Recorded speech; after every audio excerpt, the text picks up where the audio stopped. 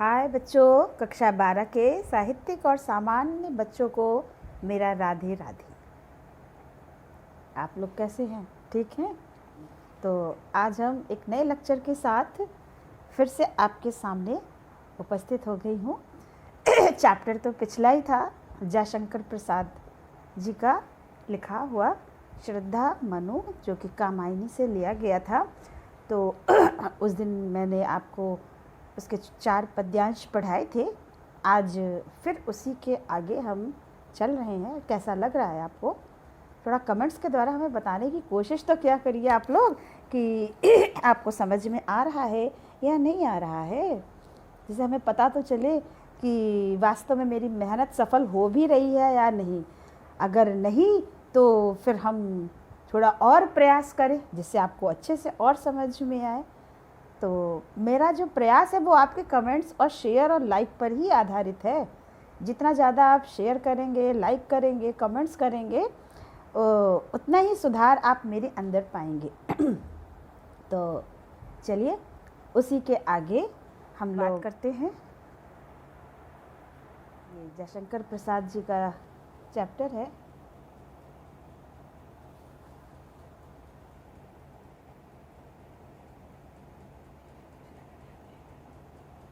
क्योंकि कुछ कमेंट्स तो बहुत अच्छे आए हुए हैं। जो दीक्षा मिश्रा नाम की किसी लड़की ने मेरे पास कमेंट्स भेजा है कि मैं जो पढ़ा रही हूँ उसे समझ में आ रहा है और कुछ और समझने की ज़रूरत ही नहीं पड़ती है, उतने में ही उसे अच्छे से समझ में आ जाता है। तो आपको बेटा बहुत बहुत धन्यवाद कि आपको समझ में आ रहा है। इसी तरह से लोग भी कमेंट्स किया करिए। कोई ये ज़रूरी नहीं है कि आप हमेशा मेरी तारीफ़ ही करें, ऐसा होता नहीं है कि सभी में सभी गुण होते हैं, कभी कभी कुछ कमियां भी होती हैं। तो हम तो यही प्रयास करेंगे कि मेरे जो कमी है आप उसे बताने की कोशिश करें। अच्छा है तो कहने की ज़रूरत ही नहीं है। हाँ, अगर कहीं कोई परेशानी है, किसी ने कहा था मुझसे कमेंट्स के द्वारा कि मैं जो है जो पद्य पढ़ाती हूँ तो उसका जो है अर्थ, शब्दों का जो अर्थ है वो लिख दिया करूँ, जैसे मैंने पहले चैप्टर में किया हुआ था कि मैंने लिख करके दिया था। तो अब ये तो बेटा बन चुका है, इसमें तो हम नहीं दे पाएंगे। अगले चैप्टर से हम आपकी इस पूरी बात का ख्याल रखेंगे और जो कमी आपने बताई है उसे मैं पूरा अवश्य करूँगी। तो अभी मेरा सुझाव ये है कि जब आप मेरा लेक्चर देखते हैं तो एक कॉपी और पेन लेकर के बैठा करिए।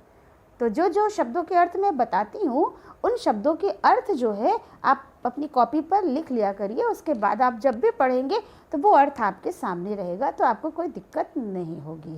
लेकिन अगले बार से ये कमी भी आपकी पूरी हो जाएगी। तो जिसने भी ये कमेंट्स किया है उसको भी बहुत बहुत बधाई हो, धन्यवाद हो कि आपने इस कमी को बताया, जिससे मैं आगे सुधार कर सकूँगी। चलिए अब उसी के आगे चलते हैं, ज़्यादा समय न लेते हुए आपका। और देखा वह सुंदर दृश्य, नयन का इंद्रजाल अभिराम, कुसुम वैभव में लता समान, चंद्रिका से लिपटा घनश्याम। नयन माने नेत्र, इंद्रजाल माने जादू, अभिराम माने सुंदर, कुसुम माने पुष्प और वैभव का मतलब समृद्धि है। यहाँ पर समृद्धि का मतलब धन धान्य से नहीं है, बल्कि सौंदर्य से परिपूर्ण। घन श्याम माने काला बादल, घन माने बादल, श्याम माने काला, तो घन श्याम का शाब्दिक अर्थ हुआ काला बादल। अब यहाँ पर इस पद्यांश में जयशंकर प्रसाद जी ने श्रद्धा के आंतरिक और बाह्य गुणों का बड़ा ही सुंदर और मनोहारी वर्णन किया है। उसकी बाह्य सुंदरता के साथ साथ उसकी आंतरिक सुंदरता के बारे में भी प्रसाद जी ने यहाँ पर हमें बताया है। और देखा वह सुंदर दृश्य, जब मनु ने श्रद्धा को कौतूहल वश ऊपर की ओर देखा तो उन्हें सौंदर्य से परिपूर्ण श्रद्धा अपने निकट खड़ी हुई दिखाई दी और देखा वह सुंदर दृश्य। और वो जो दृश्य था वो अभूतपूर्व था। जो अर्थात दृश्य का मतलब जो श्रद्धा का सौंदर्य था वो अभूतपूर्व था। और नयन का इंद्रजाल अभिराम, यह दृश्य उनके नेत्रों को जादू के समान अपनी ओर आकर्षित कर रहा था। तो और देखा वह सुंदर दृश्य नयन का इंद्रजाल अभिराम। प्रसाद जी कहते हैं कि जब मनु ने कौतूहलवश ऊपर की ओर देखा तो उन्हें सौंदर्य से परिपूर्ण श्रद्धा अपने निकट खड़ी हुई दिखाई दी और वह दृश्य जो है अभूतपूर्व था। अर्थात श्रद्धा का जो सौंदर्य था वो अभूतपूर्व था। और नयन का इंद्रजाल अभिराम, यह दृश्य उनके नेत्रों को जादू के समान आकर्षित कर रहा था। कुसुम वैभव में लता समान चंद्रिका से लिपटा घनश्याम। कुसुम वैभव में लता समान। मनु ने जब श्रद्धा को देखा तो उन्हें लगा कि वह फूलों से लदी हुई कोई सौंदर्यमयी लता के समान है। कुसुम वैभव में लता समान, उपमा अलंकार, लता के समान। जब मनु ने श्रद्धा को देखा तो उन्हें लगा कि वह फूलों से लदी हुई सौंदर्यमयी लता के समान है। और चंद्रिका से लिपटा घनश्याम, चंद्रिका माने चांदनी। और उन्होंने ये अनुभव किया कि जैसे चंद्रमा की शीतल चांदनी में लिपटा हुआ कोई बादल का टुकड़ा उनके सामने खड़ा हुआ है। चंद्रिका से लिपटा घनश्याम। उन्होंने ये महसूस किया जैसे चंद्रमा की चांदनी में, चंद्रमा की शीतल चांदनी में लिपटा हुआ बादल का कोई टुकड़ा उनके सामने खड़ा हुआ हो। तो और देखा वह सुंदर दृश्य नयन का इंद्रजाल अभिराम। जब मनु ने श्रद्धा को ऊपर की ओर देखा कौतूहल पूर्वक तो उन्हें सौंदर्य से परिपूर्ण श्रद्धा अपने निकट खड़ी हुई दिखाई पड़ी और उनके लिए ये जो दृश्य था अभूतपूर्व दृश्य था। और नयन का इंद्रजाल अभिराम, और यह दृश्य उनके नेत्रों को जादू के समान अपनी ओर आकर्षित कर रहा था। कुसुम वैभव में लता समान। जब मनु ने श्रद्धा को देखा तो उन्हें ऐसा लगा मानो वह फूलों से लदी हुई एक सौंदर्यमयी लता के समान है। और चंद्रिका से लिपटा घनश्याम, और उन्होंने ये महसूस किया कि जैसे चंद्रमा की शीतल चांदनी में लिपटा हुआ कोई बादल का टुकड़ा उनके सामने खड़ा हुआ हो। एक लंबी काया उन्मुक्त मधु पवन क्रीड़ित जो शिशुशाल सुशोभित हो सौरभ संयुक्त।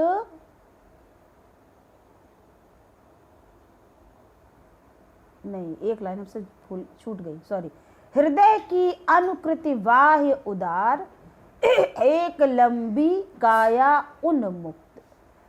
अनुकृति का मतलब होता है नकल या प्रतिकृति। काया माने शरीर, उन्मुक्त का मतलब स्वच्छंद। मधु माने बसंती, पवन माने हवा, क्रीड़ित माने क्रीड़ा करना, शिशु साल, ये शिशु माने बच्चा, छोटा। यहाँ पे शिशु का तात्पर्य बच्चे से नहीं है, छोटे से है। और साल, साल का जो वृक्ष, जैसे साल सागौन जो लकड़ी के वृक्ष होते हैं, तो ये साल वही वृक्ष है। सुशोभित हो सौरभ संयुक्त, सौरभ माने सुगंध। तो हृदय की अनुकृति बाह्य उदार। श्रद्धा का जो शरीर का अधिकांश भाग खुला हुआ था। हृदय की अनुकृति बाह्य उदार एक लंबी काया उन्मुक्त। उन्मुक्त माने स्वच्छंद, स्वच्छंद का तात्पर्य यहाँ पर है श्रद्धा के शारीरिक शरीर पर पड़े हुए वस्त्रों से है कि जो उसने वस्त्र अपने शरीर पर पहने हुए थे उस वस्त्र में उसका काफ़ी शरीर खुला हुआ दिखाई पड़ रहा था। तो यहाँ उन्मुक्त का जो तात्पर्य है वो इसी से है कि श्रद्धा के शरीर का जो अधिकांश भाग था वो खुला हुआ था और एक लंबी काया, काया माने शरीर, और उसकी शरीर भी पर्याप्त लंबी थी। पहले नीचे की लाइन का अर्थ है एक लंबी काया उन्मुक्त, फिर उसके बाद ऊपर की लाइन का अर्थ आएगा। तो एक लंबी काया उन्मुक्त। प्रसाद जी कहते हैं कि श्रद्धा के शरीर का अधिकांश भाग खुला हुआ था और उसका जो शरीर था वो पर्याप्त लंबा था। हृदय की अनुकृति वाह्य उदार, उसे देखकर ऐसा प्रतीत हो रहा था मानो वह उदार और विस्तृत हृदय की प्रतिमूर्ति हो। हृदय की अनुकृति वाह्य उदार, उसे देखकर ऐसा प्रतीत हो रहा था मानो वह विस्तृत और उदार हृदय के वह विस्तृत और उदार हृदय की प्रतिमूर्ति है। अर्थात कहने का तात्पर्य क्या हुआ? इसका तात्पर्य यह हुआ कि विस्तृत और उदार हृदय के समान ही उसका शरीर भी विशाल और लंबा था। जिस तरह से उसका शरीर लंबा था उसी तरह उसका हृदय भी विस्तृत था, उदार था। यहाँ विस्तृत का मतलब हृदय बड़ा नहीं होता है। हृदय बड़ा होने का तात्पर्य है कि उसके अंदर की भावनाएं, उसकी सोच बड़ी होनी चाहिए, भावनाएं बड़ी होनी चाहिए। तो यहाँ पर बड़े का तात्पर्य ये है। तो एक बार फिर से देख लीजिए, एक लंबी काया उन्मुक्त। श्रद्धा का शरीर का अधिकांश भाग खुला हुआ था और उसका शरीर भी पर्याप्त लंबा था। हृदय की अनुकृति वाह्य उदार, और उसे देखकर ऐसा लग रहा था मानो वह उदार और विस्तृत हृदय की प्रतिमूर्ति हो। अर्थात कहने का तात्पर्य ये है कि विस्तृत और उदार हृदय के समान ही उसका हृदय भी विशाल और लंबा था। मधु पवन क्रीड़ित जो शिशुषा साल सुशोभित हो सौरभ संयुक्त। मधुर वार्तालाप के समय, अर्थात जब श्रद्धा और मनु का वार्तालाप चल रहा था तो उस समय की बात हो रही है कि मधुर वार्तालाप के समय श्रद्धा का वह लंबा और सुंदर शरीर बसंत की सुगंधित और मंद मंद बहने वाली वायु के समान अटखेलियां करता हुआ साल के छोटे से पौधे के समान प्रतीत हो रहा था। मधु पवन क्रीड़ित जो शिशु साल सुशोभित हो सौरभ संयुक्त। श्रद्धा और मनु के मधुर वार्तालाप के समय श्रद्धा का वह लंबा और सुंदर शरीर बसंत की सुगंधित और मंद मंद बहने वाली वायु के साथ अटखेलियां करता हुआ साल के छोटे से वृक्ष के समान सुगंध से परिपूर्ण होकर सुशोभित हो रहा था। तो देख रहे हैं ना रहस्यवाद कहाँ से छुपा हुआ है तो बड़ा छोटा सा दिखने में, लेकिन उसका जो कहने का आशय है, जो अर्थ छिपे हुए हैं वो कितने गहरे हैं। तो यही तो छायावादी युग के कवियों की विशेषता होती है। तो अब यहाँ दो में हमने बताया नहीं, काव्यगत सौंदर्य, तो भाषा तो वही शुद्ध संस्कृत खड़ी बोली है। अलंकार उपमा अलंकार, रूपकातिशयोक्ति और अनुप्रास अलंकार है। और रस तो श्रृंगार, चूंकि सौंदर्य का वर्णन हो रहा है तो श्रृंगार का रस होगा, गुण माधुर्य होगा, और छंद जो है वो श्रृंगार छंद है। तो ये काव्यगत सौंदर्य था। चलिए उसी के आगे, मसृण गांधार देश के नील, रोम वाले मेषों के चर्म, ढक रहे थे उसका वपुकांत, बन रहा था वह कोमल वर्म। मसृण गांधार देश के नील, मसृण का अर्थ होता है चिकना, और गांधार देश नाम सुना है, समय महाभारत में आप देख भी रहे होंगे। गांधार देश का जो राजा था शकुनी, तो गांधार देश। और नील का मतलब नीला। मेष माने भेड़, वपुकांत माने सुंदर शरीर, और चर्म का मतलब कवच, सॉरी वर्म का मतलब कवच, चर्म नहीं, सॉरी, चर्म माने तो चमड़ा, त्वचा, और वर्म का मतलब है कवच। तो मसृण गांधार देश के नील, यहाँ पर प्रसाद जी ने श्रद्धा की वेशभूषा का बड़ा ही मनोहारी वर्णन किया है। अर्थात श्रद्धा ने क्या पहन रखा था, उसकी शरीर की वेशभूषा क्या थी, उसके बारे में प्रसाद जी ने यहाँ पर वर्णन किया है। तो मसृण गांधार देश के नील, श्रद्धा ने गांधार देश में पाई जाने वाली उत्तम नस्ल की नीले बालों वाली भेड़ों की खाल से बने हुए रोम वाले मेषों के चर्म, चर्म माने खाल और मेष माने भेड़, तो नीले बालों वाली भेड़ों की खाल से बने हुए अत्यंत ही कोमल सुंदर एवं चमकदार वस्त्र धारण कर रखे थे। मसृण माने चिकना, मुलायम भी होता है, चमकदार भी होता है मसृण का मतलब। तो मसृण गांधार देश के नील, रोम वाले मेषों के चर्म। प्रसाद जी कहते हैं श्रद्धा ने गांधार देश में पाई जाने वाली उत्तम नस्ल की नीले बालों वाली भेड़ों की खाल से बने अत्यंत कोमल सुंदर एवं चमकदार वस्त्र धारण कर रखे थे, ढक रहे थे उसका वपुकांत, वपुकांत माने सुंदर शरीर। वे वस्त्र न केवल श्रद्धा के कोमल एवं सुंदर शरीर को ढक रहे थे, बन रहा था वह कोमल वर्म। वे वस्त्र न केवल श्रद्धा के सुंदर शरीर को ढक रहे थे, बल्कि वे वस्त्र कोमल होते हुए भी उसकी सुरक्षा कवच बने हुए थे।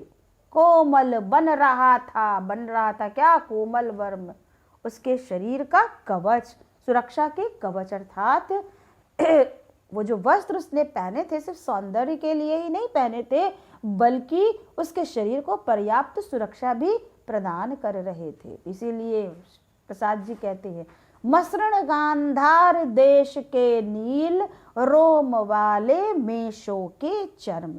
श्रद्धा ने गांधार देश में पाई जाने वाली उत्तम नस्ल की नीले बालों वाली भेड़ों की खाल से बने हुए अत्यंत कोमल सुंदर एवं चमकदार वस्त्र धारण कर रखे थे और ढक रहे थे उसका वपुकांत, बन रहा था वह कोमल वर्म। वे वस्त्र न केवल श्रद्धा के कोमल एवं सुंदर शरीर को ढक रहे थे, बल्कि वे वस्त्र कोमल होते हुए भी उसकी सुरक्षा कवच बने हुए थे। अर्थात कहने का तात्पर्य यह है कि नीली भेड़ की खाल से बने जो वस्त्र थे वो उसको सब प्रकार से सुरक्षा प्रदान कर रहे थे। तो यहाँ पर काव्यगत सौंदर्य में तो जो हमने पहले और चीजें बताई कि वही रहेंगी। अलंकार में अनुप्रास अलंकार और सारी चीजें वही रहेंगी। तो इतना ही पढ़ाएं कि थोड़ा सा एक आध और पढ़ा दें? अब एक आध और पढ़ाएंगे तो पूरा पढ़ाना पड़ेगा, पूरी पीपीटी।